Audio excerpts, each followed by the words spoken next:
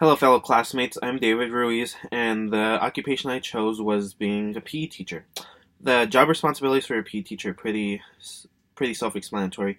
They must have some type of grading system and give them a final grade at the end. Must have some type of rule system, as in making sure no one ditches class or intentionally hurts someone or something along those lines. They must have a teaching, um, what's it called? A guideline for them throughout the week for Monday, Tuesday, Wednesday, and so on and so forth for the rest of the semester. They should be there for them, just as any other teacher should be. They will help them become physically fit as well as becoming mentally fit.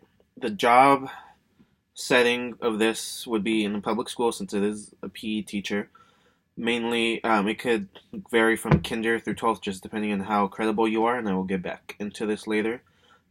It could take place in a courtyard, a gym, a recreational center if the school does have that, or a weight room, as well as if the school has that. There's there's mainly two ways of becoming a PE teacher. One is if you go to school and get your BA in liberal arts. Basically, what that is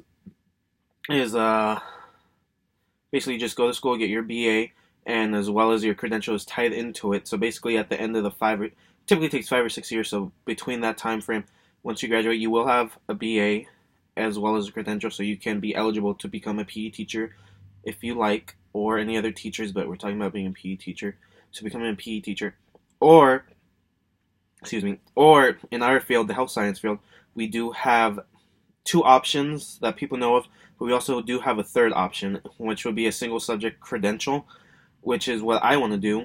Basically, what it is that when you're eligible, you have to have a certain amount of units. So it's basically when you're at your junior year, you can apply, and if you're accepted, most of the time people are accepted, you can get this. And basically, what it is that you can get any type, or not any type, but um, you can get a credential in a single subject, for instance, history, math, PE teacher in my case, or so on and so forth. And those are like the two main things. Different states do have different regulations. I'm just doing it for California, which those would be the two main things. I know in other states, like in the middle of the country, you can get some type of license. You just go take an exam and you just pass it. And the core concepts, I kind of really touched on that. They kind of go hand in hand with the job responsibilities. The employment outlook is that this one's kind of skeptical for me. It's basically subjective. So if someone wants to be a PE teacher, they should, because they really are invested in kids. They want to make sure they're starting out right in a young path.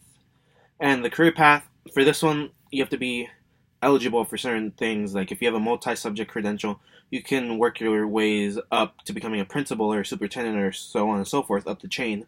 However, if you have a single subject, it's kind of iffy. You basically just have to be you basically just are teaching one subject, which would be PE in my case, or in this case. And the reason why I chose this position was because my mom was a teacher and I see all the free time she has for me and my sister, so I want to give back to my kids. You work 180 days out of the year. You get summers off. You, depending on what district, you can get paid for being off in summer.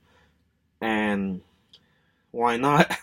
I mean, it's an ideal job for me because I can be a personal trainer on the side. I can teach summer school, so if I need extra cash, so on and so forth. Thank you guys. I appreciate it.